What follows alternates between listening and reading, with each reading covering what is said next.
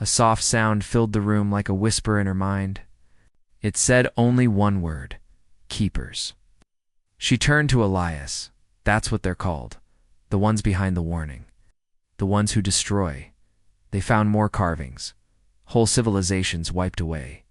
Every time a race reached deep space, the keepers came silent, fast. Fain Mira stepped back. Her hand shook. This is what's out here. This is the danger. One of the soldiers called from the back. Sir, we found a body. It was tall, thin, with 4 arms. Its skin was dry like stone, but its face still showed fear. One hand reached toward the wall, frozen in place. Next to it, written in the dust, were scratched words in English. We tried to run. The crew left quickly. It didn't speak on the way back. Even Elias was quiet. When they returned to the Phoenix, the lights flickered again. Mira felt the same cold wind in the hallway. The tablet showed a new message. You are seen. Oh, she called Elias at once. We're not alone. Something is watching. It knows we found the ship. Elias nodded. Then we keep moving. We're not turning back. But what if we go too far? She asked. Elias gave a small smile. That's the plan, isn't it? Later, Mira stood by the window and looked out at the stars. Somewhere out there, the keepers waited, but Earth had sent its best. They had been warned. They had seen the danger. Still, they smiled and went forward. The Phoenix kept moving forward. No one spoke much anymore. The stars looked the same, but the feeling was different now. Heavier, like something was pressing down on them. Mira stayed in the lab, trying to understand the ancient alien ship they had found. She looked again at the carvings, the ones showing. Entire worlds burning, and the black shape above them, the keepers. Silent destroyers. Why did they destroy other life? Why let Earth live? She didn't know yet. But something told her they were getting close to the truth. Then something strange happened. The ship's AI stopped working for 6 seconds. Not long. But it had never done that before. When it came back online, it said something strange. User Mira Patel. Identified. Connection complete. She stared at the screen. What connection? The AI didn't answer. Later that night, Mira had a dream. She was floating in space, alone. The stars were gone, just black around her. Then she heard a voice. It wasn't loud, but it filled her mind. Like it was speaking directly to her thoughts. Why do you leave your world? She tried to speak, but no sound came out. They warned. We warned you. But you smiled. Then she woke up, sweating, shaking. It felt real. She wasn't the only one having dreams. Other crew members had trouble sleeping too. Some said they heard voices. Others said they saw shapes in the dark. Myra told Elias. He didn't laugh. He didn't say it was just stress. Instead, he showed her something. It was a file hidden deep in the ship's system. A report from another crew one of the other secret ships Earth had sent out. The report was short. We saw the same things. Dreams, voices. Then the lights went out. All systems down. We lost one man. He just vanished. No trace. The message ended suddenly. Elias looked at Mira. That ship is gone now. No signal, no answer. Mira nodded. They're watching us, learning about us, and maybe talking. To us, Elias said quietly. That same day, the radar picked up something new. A structure. It was floating in the void. No planets nearby, no suns. Just darkness. The structure was huge, like a station, or maybe a temple. Shaped like a ring, with a dark sphere in the center. Mira stared at it on the screen. It's not moving, it's waiting, Elias ordered. A closer look as the Phoenix approached. The crew saw strange lights slow, pulsing like a heartbeat. No sign of life, no weapons. They decided to send a drone inside. The drone entered the ring. The black sphere in the center opened just slightly. Enough to let it through. The drone camera showed smooth black walls inside, symbols glowing faintly. Then a room, and inside that room, a floating shape. It was not metal. It was not a body. It looked like light shifting, changing. like it was thinking. Then the drone feed cut off. A second later, the ship's lights flickered again.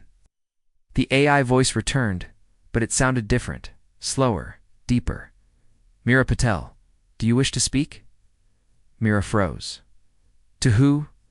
To the ancient mind. Elias looked at her. It's talking to you. Mira nodded slowly. Yes, I want to speak. She was taken to the lab. The screen showed a symbol one she had seen in the alien carvings. Then, the voice spoke again. Not through the speakers, but in her mind. You move fast. Faster than most. Curious loud. Are you? She asked. A watcher. A memory. I was once alive, long before your son was born. I saw the keepers come. I saw the galaxy change. I remained. In silence, Mira felt her heart pounding. Why are the keepers killing other species? To keep balance. Too much life brings chaos. Too much fire burns the stars, they decide. Who grows, who stops? You were left alone, but you smiled. Mira stepped back. Will they destroy Earth? If they must. Can we stop them? She asked. Silence. Then the voice said, they are not gods.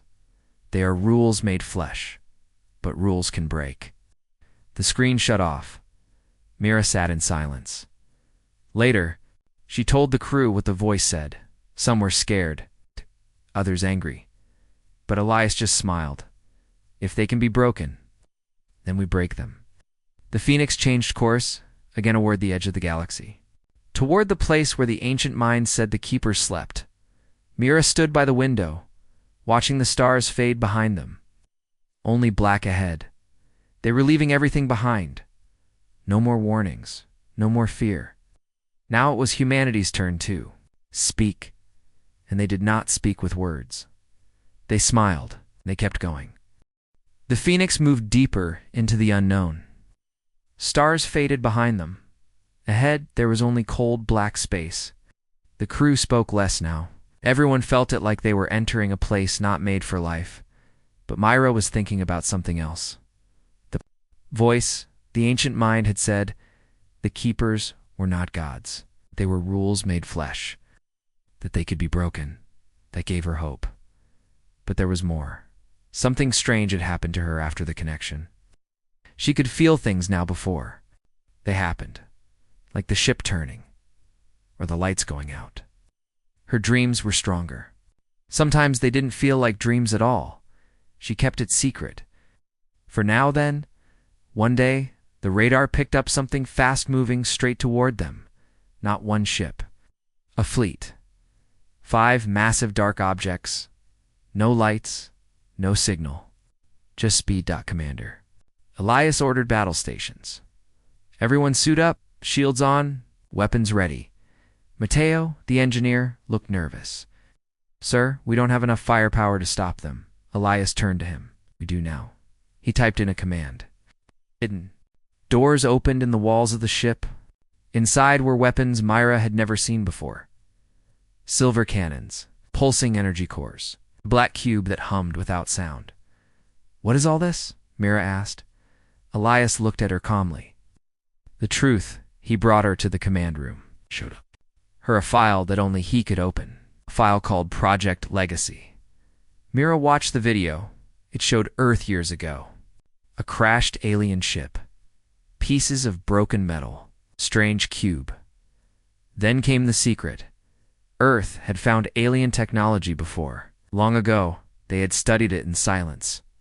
For decades, they had built weapons from it. Ships, shields, AI, everything on the ebb. Phoenix wasn't just human. It was a mix human and something else. And Mira was part of it. Elias turned to her. You were chosen because you were compatible. Your brain could connect with the alien systems. Myra stepped back. You used me. No, he said. We needed you. You're not just a scientist anymore. You're our link. Then the attack began. The black ships arrived. They didn't speak. They didn't wait. They opened fire. Energy blasts hit the Phoenix. The shields held for now. The crew returned fire. Human cannons roared into the void. But the enemy ships were strong. Too strong? One hit broke through the outer wall. Alarms rang. Myra rushed to the lab. The cube, the one from Earth, was glowing. It wanted to be used. She touched it. A shock ran through her body. Her mind filled with voices, images, stars, equations, weapons. She saw how to use them. Mira ran to the command room. Control. The cube. But you have to give me full access. Elias hesitated, then nodded. She linked the cube to the ship's systems. Suddenly the Phoenix changed. Engines turned brighter. Weapons locked faster.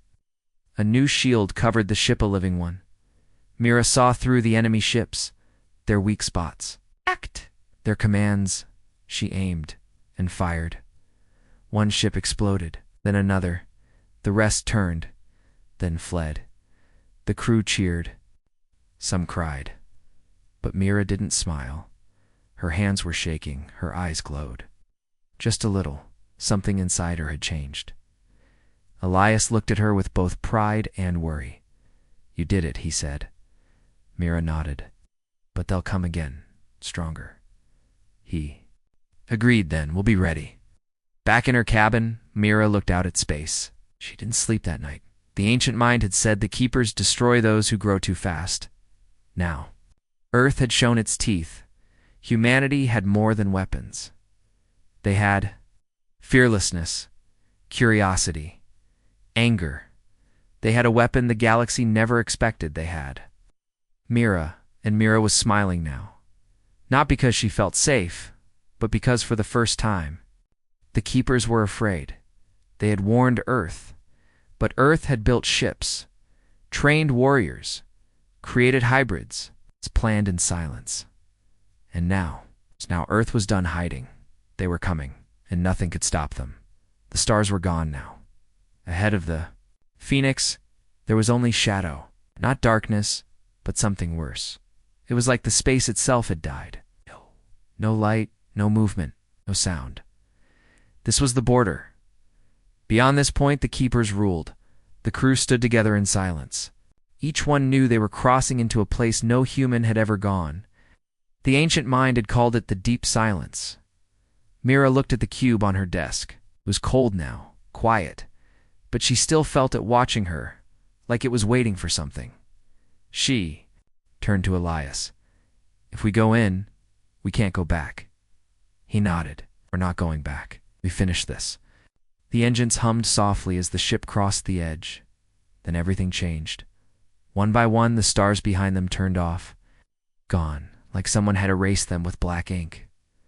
The ship's lights flickered. AI whispered a warning. Presence. Detected, prepare for contact. Mira ran to the radar. They were surrounded. Hundreds of ships, not just black this time, but burning with strange lights, purple, red colors that hurt the eyes. The keepers had awakened, but they didn't fire. They watched. Mira reached out to the cube. Her mind touched something huge, cold, old. A voice entered her head. You were warned. She replied with her thoughts. We're not afraid. Then, you are not wise. Suddenly, the lead keeper's ship moved forward. It was massive, a city-sized shadow, covered in symbols that shifted like smoke. A beam of black energy shot from it straight at the Phoenix. The shield shook. The crew fell too. The floor. Sparks flew. Myra stood. Her eyes glowed again. She activated the alien systems. The cube hummed. The engines roared. The Phoenix responded not like a machine, but like a beast. It moved faster, smarter, like it was alive. Mira gave it one thought. Fight. The ship fired back. Beams of white energy cut through the dark. To Keepa. Ships exploded. The others moved now. The war had begun. Missiles, lasers, plasma, pure energy. The sky burned. The Phoenix danced through the storm. Its new shield absorbed the attacks. Mira guided it with her mind. She saw every move before it happened. But the keepers were not weak. They adapted. A new type of ship appeared, long, thin, glowing with red cracks. It sent a wave of energy that hit the Phoenix hard. One engine died. Lights went out. The ship tilted. Myra screamed, holding her head. Blood came from her nose. The connection was breaking. Elias grabbed her. "Are you okay?" She nodded barely. "We need more power. We need Earth's help."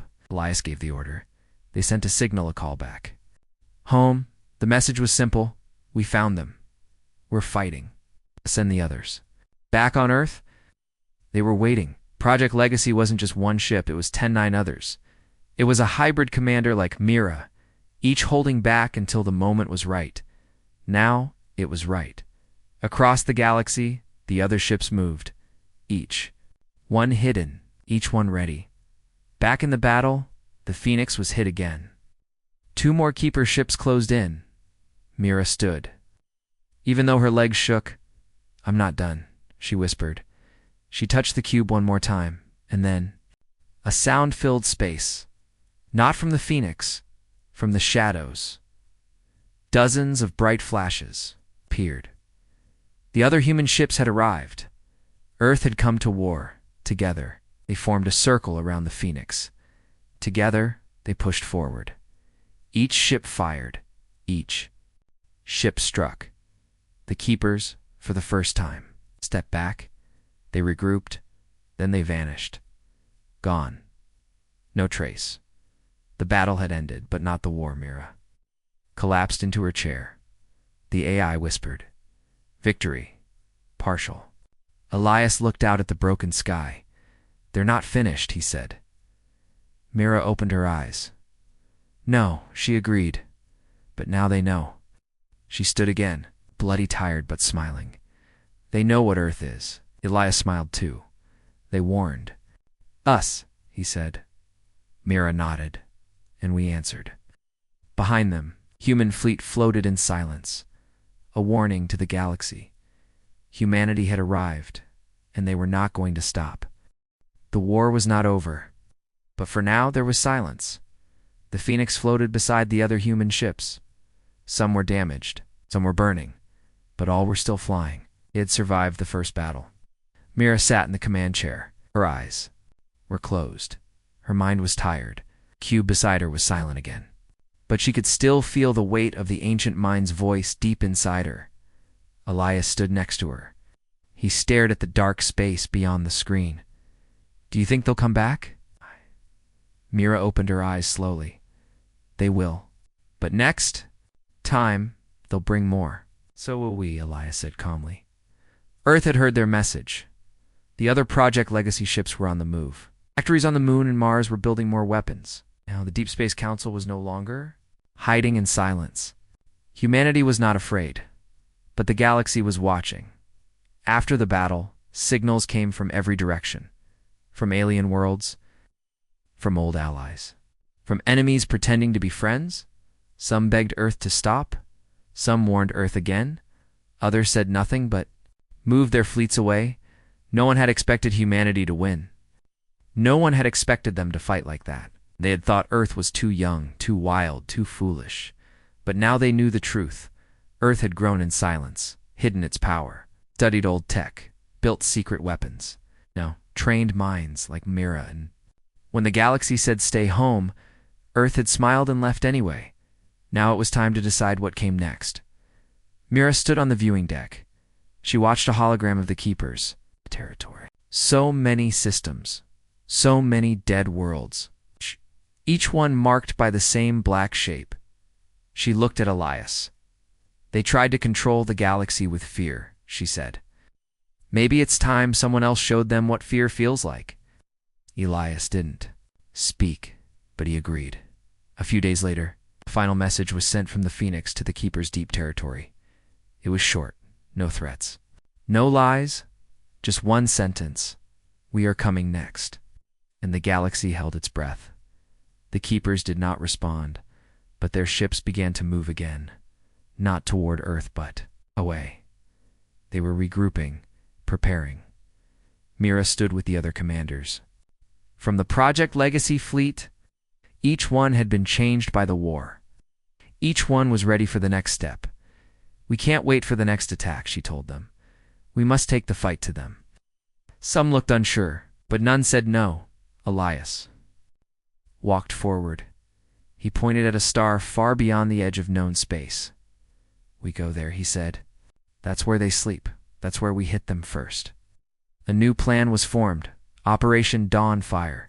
It would be the first strike not to defend, but to end it. The crew worked day and night, more upgrades, more weapons, a new engine that could bend space faster than before, and one more thing, the cube. It was no longer just a power source. It had become something else. It had fused with Myra. It spoke only to her now. She didn't tell anyone what it is, said not yet. But one thing was clear. It wanted the Keepers gone too. The day of the launch came. 10 human ships, each one armed with alien tech. Each one led by someone who had been trained in secret. Each one ready to change the galaxy forever. Mira stood on the bridge of the Phoenix. She looked at the crew, strong, brave, loyal. She looked at the stars ahead, and she smiled. Not because she was sure of victory. Not because she had no fear, but because she knew what humanity was now. They were not just explorers, not just survivors, not even just warriors. They were a message written in steel, fire, and will to every race that thought humans were weak, to every keeper that thought fear would work, to every world that waited in silence. Earth had heard the warning, and Earth had answered, with a smile and a ship and a storm, as the fleet moved into the unknown. The stars behind them burned bright one last time, then darkness swallowed them. But in that darkness, something new was rising. Not a keeper, not a god, something far more dangerous. A human with a reason to fight and a reason to win. The story of Earth was no longer just one planet's tale now. It was the galaxy's, and it had only just begun.